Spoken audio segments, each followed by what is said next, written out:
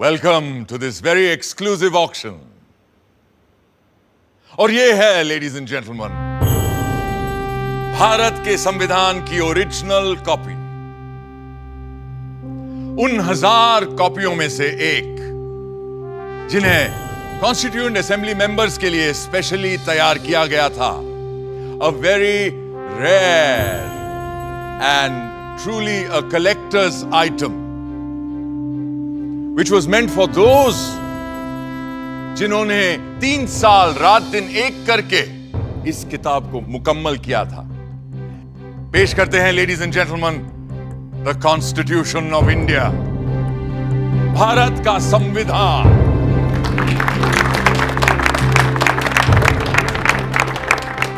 ये कोई आम किताब नहीं, बल्कि प्रतीक है हमारे मुल्क का। पर कभी सोचा है आपने कि ये मुल्क आखिर होता क्या है? समाजशास्त्री कहते हैं कि एक ही नस्ल, धर्म, जबान, परचम और हुक्म को मानने वाले बाशिंदों के समूह से बनता है एक मुल्क, एक देश। मगर हिंदुस्तान जैसे बहुत सी भाषाओं, धर्मों और तमाम जातियों प्रजातियों वाले सब कॉन्टिनेंट को किसी तंग नज़रिए से नहीं देखा जा सकता है। और ऐसे मुल्क, ऐसे समाज में पुरानी रीतियों को तोड़कर सबको साथ लेकर आगे चलने के लिए किसी पुराने कानून से भी काम नहीं चल सकता है। इसीलिए हमारे पुरखों ने बनाया था हमारा संविधान, हमारा कॉन्स्टिट्यूशन, हमारा आईन। ये आईन ही तो वो आईना है जिसमें देखकर ही हम खुद को पहचान पाते हैं और संवार भी सकते हैं। आज से मैं आपको इस जादुई आईने के अंदर के संसार की सैर पर ले जाऊंगी। ये कैसे बना, कब बना, किस किसने बनाया और क्यों बनाया? तो चलिए चलते हैं वहां जहां कहानी शुरू हुई थी, हमारे संविधान की।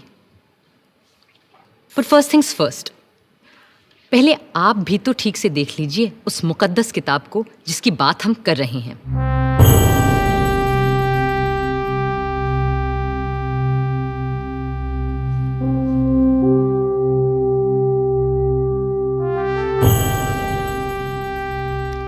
शांति निकेतन के प्रसिद्ध चित्रकार श्री नंदलाल बोस की रहनुमाई में कई कलाकारों ने भारत के इतिहास, पुराण और लोक कथाओं की छवियों से इस ग्रंथ को सजाया था।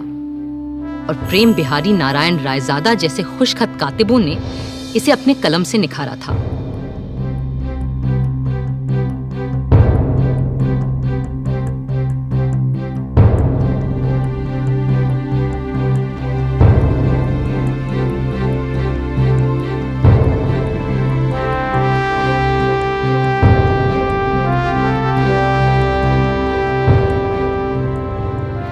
मगर ये काम मुश्किल होते हुए भी बहुत आसान था उस काम के मुकाबले जो इस संविधान की कल्पना कर इसे लिखित रूप देने वालों ने संविधान सभा में पूरे 3 साल लगाकर किया था।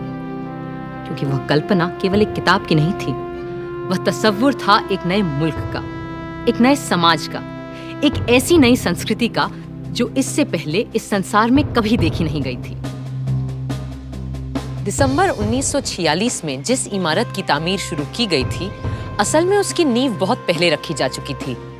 1857 की क्रांति के दौरान बागी सिपाहियों ने भी हिंदुस्तान का एक अपना संविधान बनाने की कोशिश की थी। उनका विद्रोह तो जल्दी ही दबा दिया गया, मगर आजाद देश का एक अपना आईन बनाने का सपना न दबा था न हारा था। और जैसे जैसे महात्मा गांधी के नेतृत्व में आजादी की आवाज तेज हुई, तो अपना संविधान बनाने की मांग भी और तीव्र होती गई। My mentor Gopal Krishna Gokhale presented to the British government a note on the Constitution in 1914, and the British said, yes, we will accept it after the war. But now they want to make a constitution for us. But you know, a constitution for India should be and can be framed only by Indians. Now it works. What will you do with this spinning wheel, Mr. Gandhi?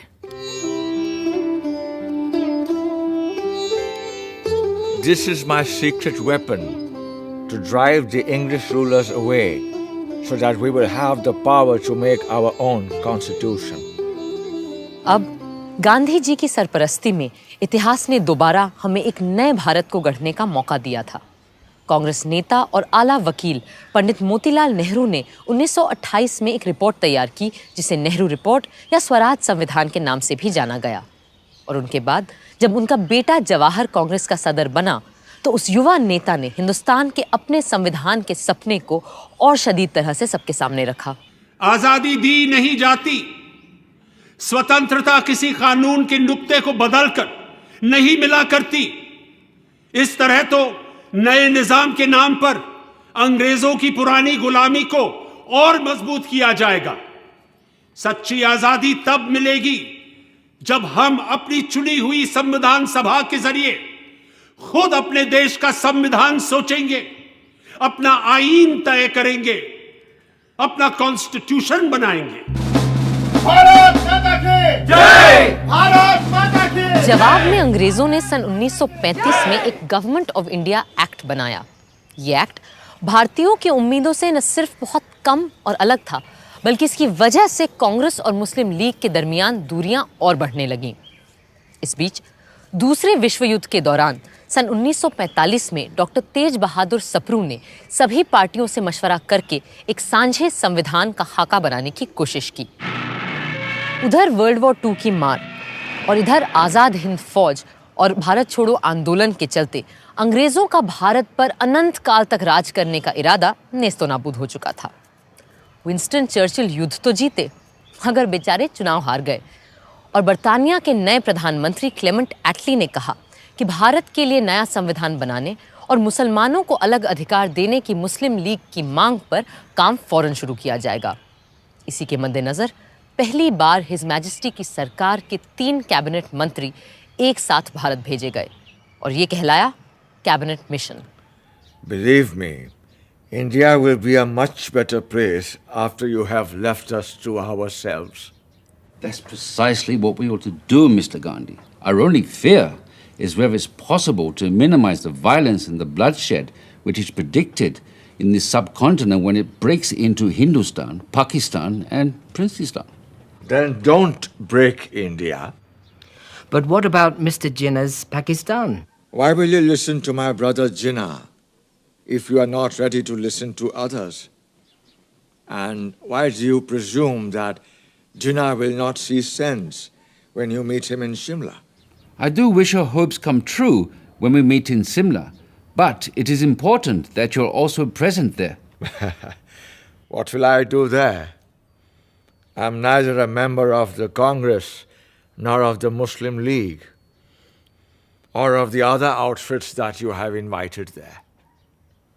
But still, we will need your wise counsel in Simla when discussions are held about an interim government and a new constitution for India. लाट साहब यानी vice Roy की शिमला कोठी में बैठक लग रही थी और वहां भारत भर की अहम सियासी हस्तियां जमा हो रही थीं। कांग्रेस की तरफ से आए थे उनके अध्यक्ष मौलाना आज़ाद, साथ में थे पंडित जवाहरलाल नेहरू, सरदार वल्लभ भाई पटेल और खान अब्दुल गफार खान। मुस्लिम लीग की तरफ से थे मिस्टर जिन्ना, जिनके साथ थे लियाकत अली खान, सरदार निश्तर और नवाब इस्माइल खान। फिर सिख, पारसी, ईसाइयों और दलितों के नुमाइंदे भी थे। उधर पूरे मुल्क में फैले सैकड़ों रजवाड़ों की तरफ से वहां मौजूद थे भोपाल के नवाब मोहम्मद हमीदुल्ला, जो उन दिनों चेंबर ऑफ प्रिंसेस के चांसलर थे। Friends, the winds of change have swept the old order all over the world, ever since this bloody war has started. And our new Labour government of Britain is of the opinion that the time has come for Indians to decide how they are going to govern themselves. And the purpose of this meeting is to have discussions with all of you, the representatives of British India and the Indian states, is to secure a way of framing the constitution of a free India.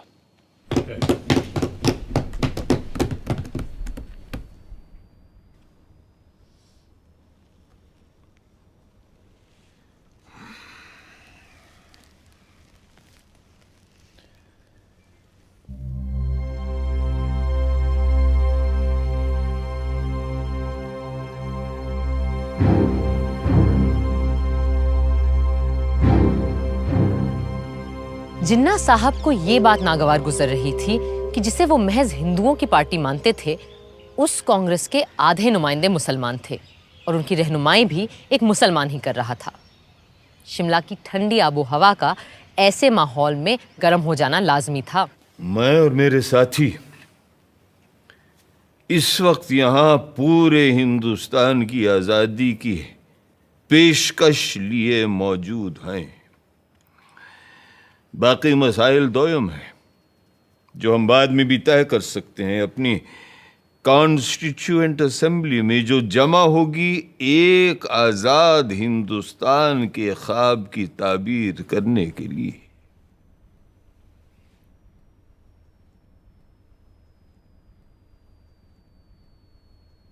My colleagues and I stand here for the independence of the whole of India. Other matters are subsidiary to this and can be discussed and decided in the Constituent Assembly, which will make a blueprint for an India of our dreams. Dreams that may turn into nightmares for the Muslims of this country if we allow the Congress to have its way. That's why it's imperative that we Muslims of India have our own group of states that may decide its own constitution. What are the groupings you have in mind, Mr. Jinnah? All the Muslim majority states like Sindh, Punjab, Balochistan, and Northwest Frontier Province will form the first group. And the states of Assam and Bengal will be in the second group. Mr. Jinnah, if, as you suggest, these groups separate from the body of India, well, then pray tell us, what is left for the Constituent Assembly to make laws for? The rest of India in the center and the south? And what happens to the princely states? Well, they can have their own constituent assemblies. This is not acceptable to us. We are here to discuss the fate of a united India, not to break India into pieces. And if this is the purpose of this mission, I'm afraid we have no business being here. In that case, I'll be forced to adjourn the meeting. जिन्ना साहब चाहते थे कि हिंदुस्तान के पूर्व में असम और बंगाल और पश्चिम में 4 मुस्लिम बहुल सूबों के लिए एक अलग संविधान सभा बने और बाकी के भारत के लिए दूसरी संविधान सभा, और राजे रजवाड़े खुद अपने आप तय करें कि उन्हें किसी के साथ जाना है या खुद मुख्तार रहना है। जाहिर है कांग्रेस के नेताओं को ये अनेक संविधानों की सूरत बिल्कुल बर्दाश्त नहीं थी। कल कुछ लोगों ने ग्रुपिंग्स के लिए एक तजवीज़ पेश की थी जो हमारे मुल्क को मजहब व मिल्लत की बिना पर बांटने की एक पेशकश है। हम ऐसी किसी भी तरह की पेशकश के सख्त खिलाफ हैं। हिंदुस्तान एक मुल्क है, आप सुन रहे हैं लियाकत अली खान साहब, हिंदुस्तान एक मुल्क है और एक ही असेंबली इसका आइन बना सकती है जिसमें तमाम सूबों, इलाकों, मजहबों और फिरकों के चुने हुए मेंबरान और राजे रजवाड़ों के भेजे हुए नुमाइंदे भी शामिल होंगे।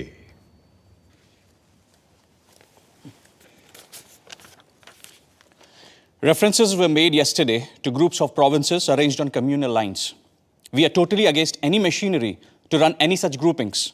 India is one nation and it needs its constitution to be made by one assembly, which has elected representatives of the states, region, religion, and the nominated representatives of all the princely states as well. This is what I call the tyranny of numbers. Everyone knows here that such an assembly will have a brute majority of caste Hindus and their party, the Congress. And in the game of numbers, minority Muslims will have no say left. That's why we need 2 assemblies, so that Muslims can frame their own laws. मगर मेरे भाई जिन्ना, क्या आज तक हमारे पास हिंदुओं के लिए अलग और मुसलमानों के लिए अलग आइन थे? नहीं थे ना? तो फिर यकबयक आज इन 2 कानूनों की जरूरत क्यों आन पड़ी? क्यों? I trust the British sense of fair play. But with the Hindus ruling India through their Congress, Muslims need a special constitutional protection. I have gone through the length and breadth of India And I know how vulnerable Muslims are feeling today. And as their sole representative here, it is my duty to... ये आपसे किसने कह दिया कि मुसलमानों के अकेले नुमाइंदे आप ही हैं? अरे भाई, मुसलमान तो हम भी हैं, क्यों मौलाना? Well, I do not need to establish my credentials here. Because the Muslims of this country know who stands here for their rights and who here is a paid quisling Muslim masquerading as their representative. I take strong objection to such a remark being made about my esteemed colleague. Mr. Jinnah, if I've got you right, you need these groupings because of the communal mistrust that exists in this country. That's perfectly right, Sir Stafford. Muslims cannot be a part of a constituent assembly which will be dominated by caste Hindus. May we deal with first things first, please, which is to dispose of the problem of the Indo-British relationship. For that, we need to make our own constitution for a free India. The communal problem can be dealt with later. Later? Later, there'll be no Muslims left alive in India if Congress is given its way. And that is unacceptable to me. If Mr. Nehru doesn't like the idea of groupings of states within the same India, then it will be better to have two Indias. One for Hindus and another for Muslims. Hindustan and Pakistan. And a Princestan, the federation of the princely states. This is ridiculous. It clearly indicates the reality behind the groupings proposal Mr. Jinnah is making. I will not be a party to this balkanization of India. No! India is one and will remain one country. कड़वा सच ये था कि अंग्रेज हिंदुस्तान में अपनी घटती हुई फौजी ताकत से अच्छी तरह वाकिफ थे और वो चाहते ही नहीं थे कि सांप्रदायिक आग को फैलने से रोका जाए। पर हाँ, जाने से पहले सत्ता वो सौंपना चाहते थे एक ढीले से राष्ट्रसंघ के हाथ, जिसकी लगाम हो सके तो उनके ही हाथों में रहे। इन्हीं सब बातों को लेकर 16 मई 1946 को एक समझौते का मसौदा बनाया गया। United Dominion of India will be given independence as and when the appropriate time comes. In the meanwhile, two constituent assemblies will frame the constitution. One for the Muslim majority provinces, which will be grouped Balochistan, Sindh, Punjab, and Northwest Frontier Province as the first, and Bengal and Assam as the second group. The Hindu majority provinces in the central and southern India will form another group and make their own constitution. But the central government will be empowered to run foreign affairs, defense, and communications, while the residual powers and the responsibility will belong to the provinces coordinated by their group.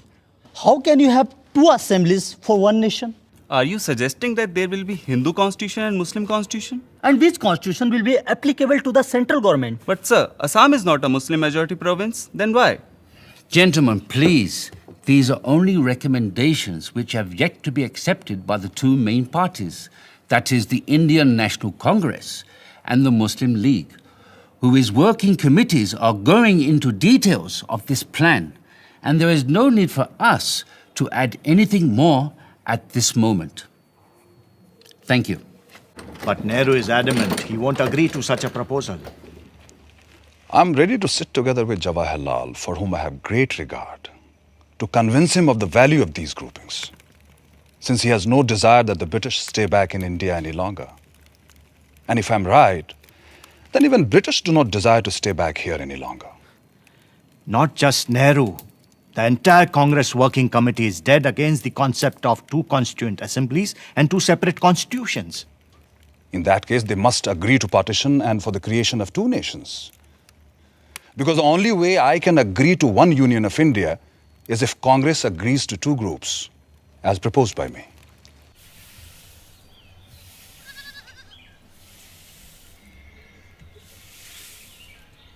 Bapu, working committee ने जिन्ना साहब की groupings की तजवीज़ के खिलाफ एक resolution pass किया है।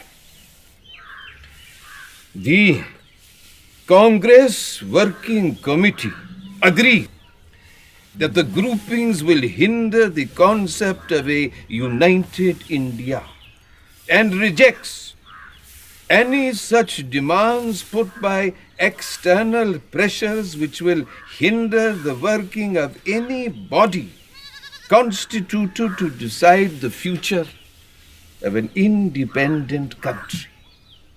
There should be a sovereign body for the purpose of drafting the Constitution, and it must be unhindered by any external authority.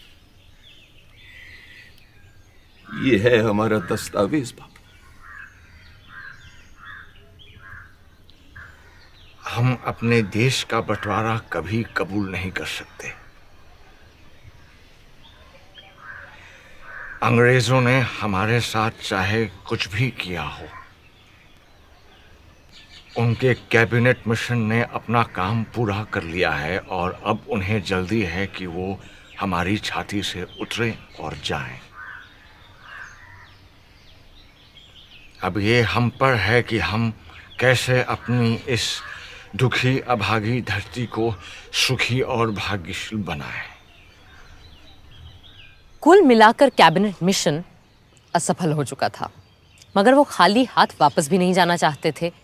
सो दोबारा एक बार मिलने और बातचीत का सिलसिला शुरू हुआ और 1 महीने की मशक्कत के बाद 16 जून को एक और प्रस्ताव सामने आया। Partition? The Congress will never agree to partition. Why would they agree to parity between themselves and the Muslim League in the interim government? And why would they not agree to have any Muslim members on behalf of Congress? How can 1/4 of the population be given half the population's seats in the cabinet? अगर हमने cabinet mission की सरकार में शामिल होने की तजवीज़ नहीं मानी तो न सिर्फ हमें सरकार से बाहर बैठना पड़ेगा, बल्कि ये मुमकिन है कि अंग्रेज हमें दोबारा जेल में डाल दें। अब इससे बेहतर यह है कि हम उनकी इतनी सी बात मान लें कि हमारी भेजी काबीना की फहरिस्त में किसी मुसलमान का नाम न हो। खुद अपना नाम कटवाने की तरकीब बता रहे हैं आप तो मौलाना। सरदार, मुल्क किसी भी शख्स से बहुत बड़ा होता है और किसी भी मिल्लत से भी। मैं मौलाना की बात समझ सकता हूं। अगर हमने सरकार में आने का ये मौका हाथ से जाने दिया तो यकीनन मुस्लिम लीग और खास तौर से जिन्ना साहब इस बात का नाजायज फायदा उठाएंगे। बापू, आपका क्या कहना है?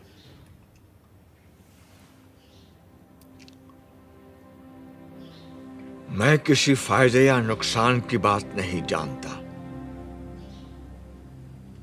मैं वही बोलूंगा जो मेरी आत्मा का कहना है, और मेरा मानना यह है कि जिन्ना साहब के डर से या सरकार में शामिल होने की जल्दबाजी में अगर हमने कांग्रेस की सूची से मुस्लिम भाइयों के नाम काट दिए तो हम में और उनमें अंतर क्या रह जाएगा?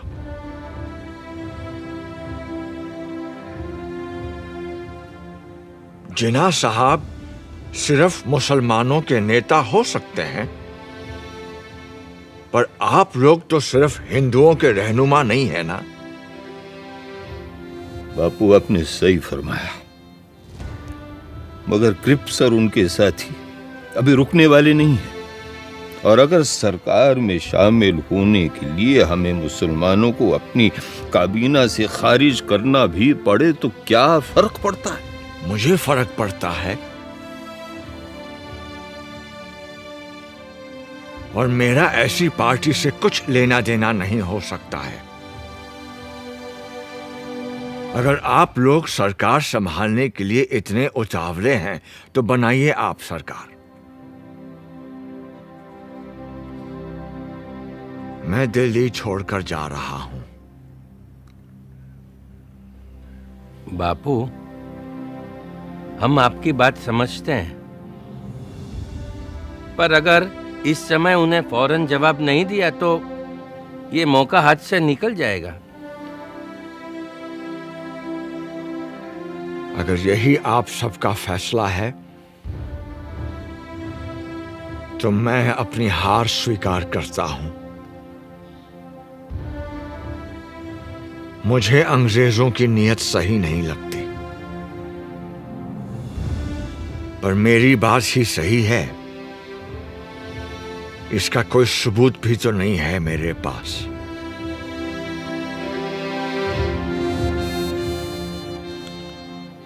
अगर आप सबकी आज्ञा हो तो मैं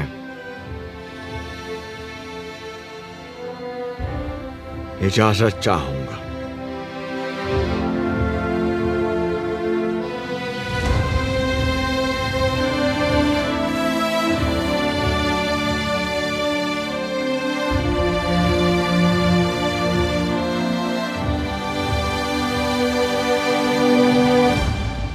तो अब हम बापू को जाने दें।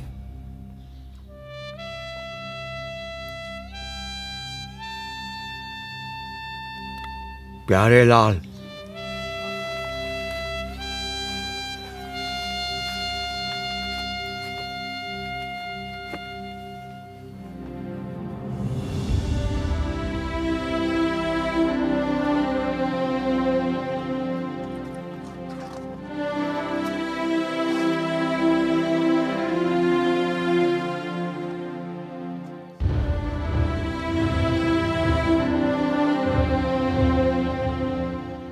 यूं नया संविधान बनाना तय हो गया, और ये भी कि जिन्ना साहब की तजवीज़ के खिलाफ सिर्फ एक संविधान सभा मुल्क का रूप स्वरूप तय करेगी।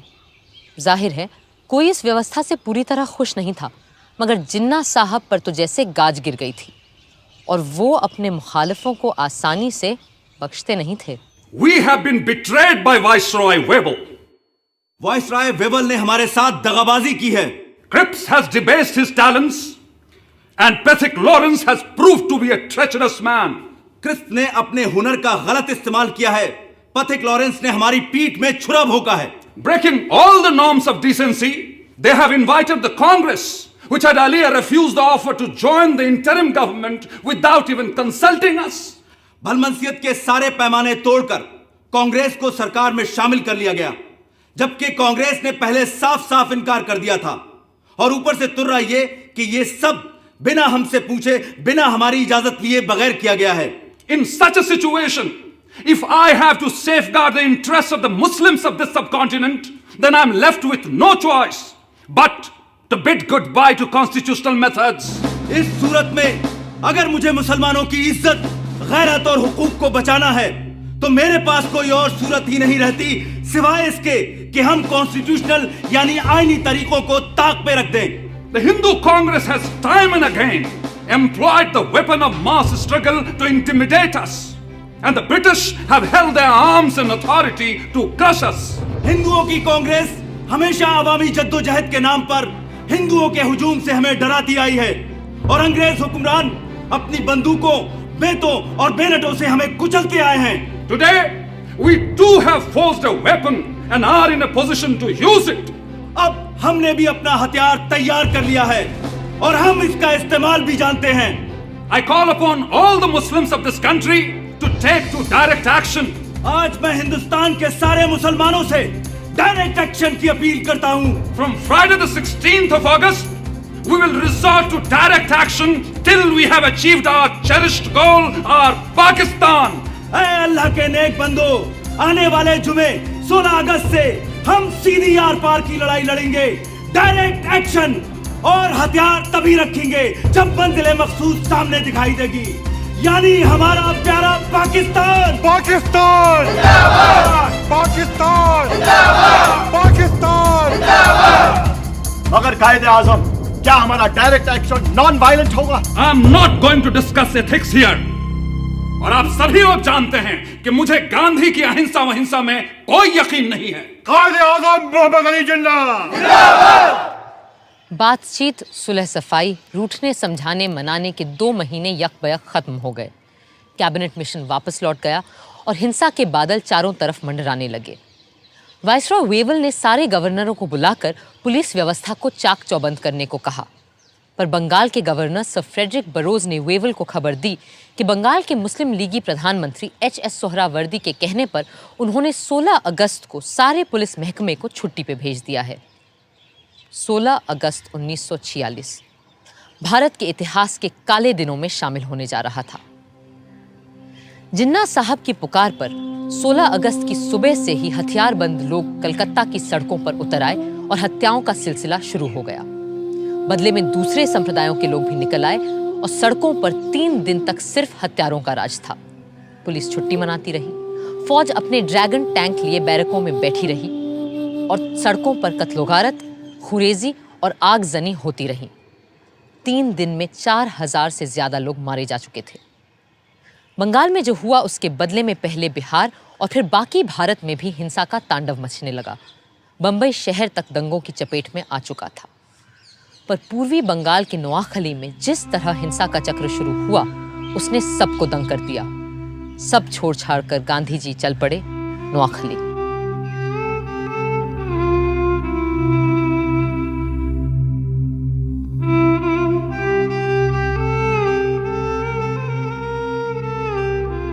लाट साहब वेवल का मानना था कि हिंदुस्तानियों के साथ मिलकर बनी सरकार ही इस गृह युद्ध जैसी स्थिति को रोक सकती है। सो पंडित नेहरू ने अंतरिम सरकार में वाइस प्रेसिडेंट और सरदार पटेल ने गृह मंत्री का पद स्वीकार कर लिया। जिन्ना साहब ने तो पहले इस सब का मजाक उड़ाया, फिर 15 अक्टूबर तक उनकी तरफ से भी लियाकत अली खान ने वित्त मंत्री का पद संभाल लिया। जिन्ना साहब खुद सरकार में शामिल नहीं हुए क्योंकि उन्हें नेहरू से छोटा या बराबरी का ओहदा मंजूर नहीं था। यूं आर्जी सरकार तो बन गई, पर उसका चलना कदम कदम पर दुश्वार हो रहा था। गांधी जी ने तो बहुत पहले ही लाट साहब वेवल को इस खतरे से आगाह किया था। You must make your choice of one horse or the other. You will never succeed in riding 2 at a time. Choose the names for the interim government from names submitted by the Congress or the League. For God's sake, do not make an incompatible mixture, and in trying to do so, produce a fearful explosion. Even a government headed by the League is not going to damage India. But I'm not ready to accept the division of Congress as Hindu and League as Muslim. No.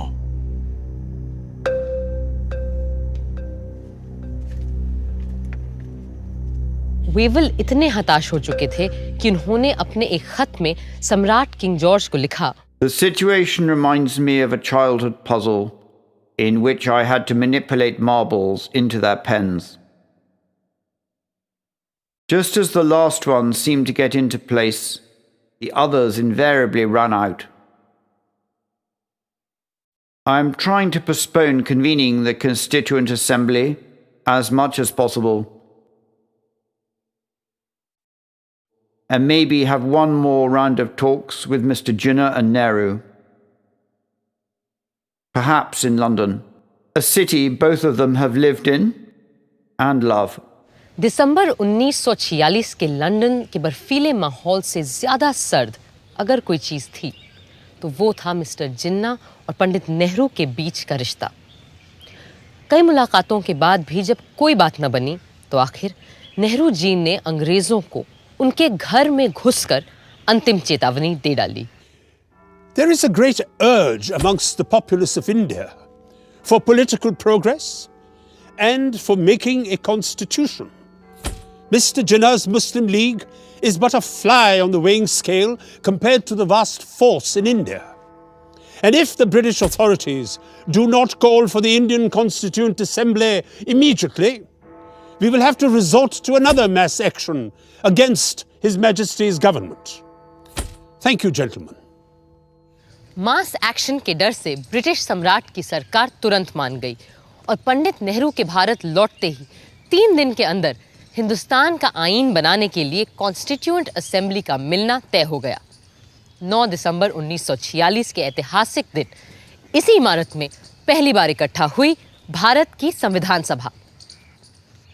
प्रादेशिक विधानसभाओं से चुने गए नुमाइंदे इस ऐतिहासिक दिन के लिए सज धज कर पधार रहे थे। मुस्लिम लीग ने जैसा कि उम्मीद थी, इसका पूरी तरह से बहिष्कार किया। हिंदुस्तान को एक नया रूप देने के लिए, एक नए संविधान को आकार देने के लिए सारे महत्वपूर्ण लोग कॉन्स्टिट्यूएंट असेंबली में मौजूद थे। बस 2 लोग वहां नहीं थे, और शायद 2 सबसे अहम लोग, कायदे-आज़म मोहम्मद अली जिन्ना और महात्मा गांधी। संविधान सभा के बहुत से सदस्य गांधी जी से मार्गदर्शन और आशीर्वाद लेने उनके पास पहुंचे।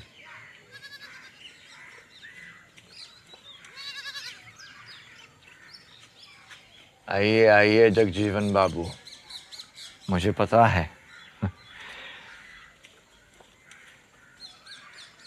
हम चाहे दुनिया का सबसे सुंदर संविधान क्यों न बना लें, पर वो भी बेकार साबित होगा अगर उसे अमल में लाने वाले लोग ना हुए। बापू, मुझे पूरा विश्वास है कि हमारे यहाँ ऐसे अच्छे आदमियों और औरतों की कोई कमी नहीं है जो हमारे संविधान को कारगर करके दिखाएंगे। इसीलिए हम सब आपका आशीर्वाद लेने आए। बापू के आशीर्वाद हमेशा तुम्हारे साथ है, पर आज मैं तुम्हें एक तावीज़, एक टोटका दूंगा जो शायद तुम्हें सही संविधान बनाने में मदद करे। आप और तावीज़? बापू, मुझे लगता था आप तंत्र मंत्र यंत्र में विश्वास नहीं रखते। पर इस मंत्र पे पक्का विश्वास है मेरा। जब कभी अपने आप को शंका में घिरा पाओ तो इस परीक्षा को अपनाना। सबसे दीनहीन, गरीब, कमजोर इंसान जिसे तुमने देखा हो, उसका चेहरा याद करना और स्वयं से पूछना, जो मैं करने जा रहा हूं, क्या इससे उसका भला होगा? इस कदम से क्या उसे कुछ मिलेगा या नहीं? इससे क्या वो अपने भाग्य और जीवन को सुधार पाएगा या नहीं? या यूं कहो, ऐसे करोड़ों को स्वराज मिलेगा या नहीं जो तन और मन की भूख से तड़प रहे हैं, जिनके पेट भी खाली है और हृदय भी। फिर देखना, तुम्हारी सारी शंकाएं छूमंतर हो जाएंगी।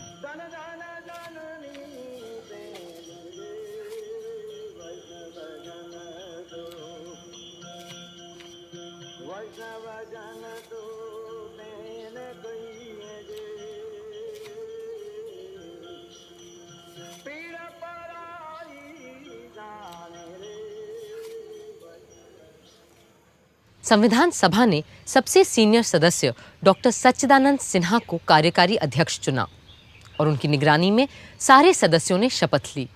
फिर सभा के परमानेंट प्रेसिडेंट के रूप में चुना गया डॉक्टर राजेंद्र प्रसाद को।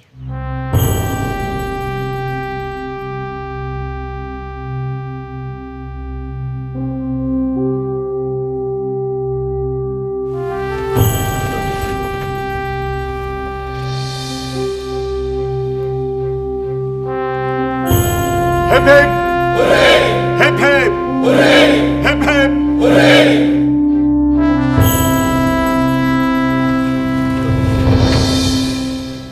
बहनों और भाइयों, अगर आप मुझे माफ करें तो मैं ये कहूंगा कि इस देश में जहां जात पात के इतने झगड़े फैले रहते हैं, आप लोगों ने हमें चुनकर एक तरह से अपनी जाति से बाहर कर दिया है और अपनी जात पात में बैठने से वंचित करके आपने हमें एक अलग, एक दूसरी जगह, एक दूसरे किस्म की कुर्सी पर बैठने के लिए मजबूर कर दिया है। और सिर्फ इतना ही नहीं, बल्कि शायद आप में से हर एक आदमी यह भी उम्मीद रखता है कि इस सभा के कार्यों में मैं कोई ऐसा कार्य न कर बैठूं जिससे कि ये बात जाहिर हो कि मैं किसी खास दल या किसी खास फिरके का आदमी हूं। पहले हिंदी और फिर अंग्रेजी में बोलते हुए राजेंद्र बाबू ने सबके दिलों को छू लिया। Above all, what we need is freedom. And as someone has said, nothing is more valuable than the freedom to be free. Let us hope and pray that as the result of the labors of this Constituent Assembly, we shall have achieved that freedom and we shall be proud of it. 13 दिसंबर के ऐतिहासिक दिन पंडित जवाहरलाल नेहरू ने संविधान सभा के सामने एक ऐसा प्रस्ताव रखा जो हमारे आईन की नींव बनने वाला था, और ये था संविधान के लक्ष्य और ध्येय के बारे में, AIIMS and objectives resolution. Mr. Chairman, the resolution that I am placing before you defines our aims and describes an outline of the plans and points to the way which we are going to tread. The resolution that I place before you is in the nature of a pledge, and I hope the House will pass this resolution, which is of a special nature. I beg to move, 1, this Constituent Assembly declares its firm and solemn resolve to proclaim India as an independent, sovereign republic. Bharat की अक्षुण्णता, अखंडता और स्वायत्तता से लेकर नए भारत में सबकी समानता और एकता तक की बात अपने प्रस्ताव में रखी थी पंडित नेहरू ने। 2, wherein shall be guaranteed and secured to all the people of India justice, social, economic, and political, equality of status, opportunity, and before the law, freedom of thought, expression, belief, faith, worship, vocation, association, and action. एक एक करके 8 नुक्ते सामने रखे थे उन्होंने, और हमारे संविधान का पूरा नक्शा कुछ ही शब्दों में खींच दिया था। मगर उन्हें भी आज संविधान सभा में कुछ लोगों की कमी बहुत खल रही थी। आज इस असेंबली में हमें बहुत से लोगों की कमी खल रही है। हमें अच्छा लगता अगर और भी सभी इलाकों, सूबों और राज्यों के नुमाइंदे हमारे बीच होते। एक और शख्स आज यहां मौजूद नहीं है, मगर वो हम सब के दिलो दिमाग से दूर नहीं है। हमारे महान नेता, हमारे राष्ट्रपिता महात्मा गांधी जी, जिनकी लगन और मेहनत के बदौलत ही आज ये असेंबली मुमकिन हो पाई है। बापू यहां मौजूद नहीं है क्योंकि अपने आदर्शों को पूरा करने के लिए वो हिंदुस्तान के किसी कोने में चुपचाप काम करने में जुटे होंगे। पर मुझे इस बात का जरा भी शक नहीं कि उनकी रूह हमारे बीच यहां मौजूद है और हमें अपना आशीर्वाद दे रही है।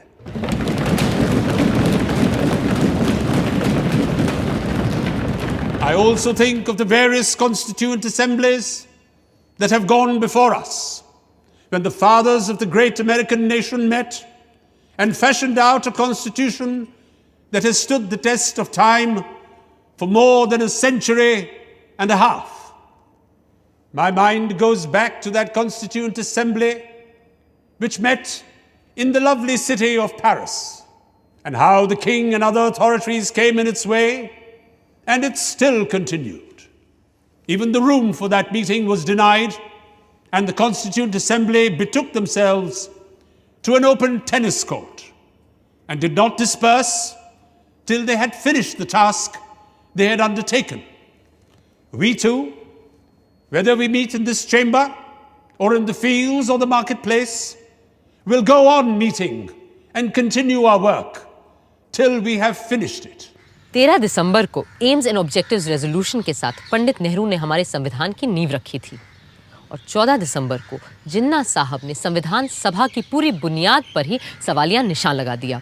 Is complete independence the goal of the Muslim League? What do you think we are fighting for? Our goal is complete independence, certainly. The complete independence of Pakistan. But Mr. Jinnah, if the Congress accepts the proposals laid down by the British government, would the Muslim League be then ready to take part in Constituent Assembly? It's all very well to talk in this loose way about Constituent Assembly.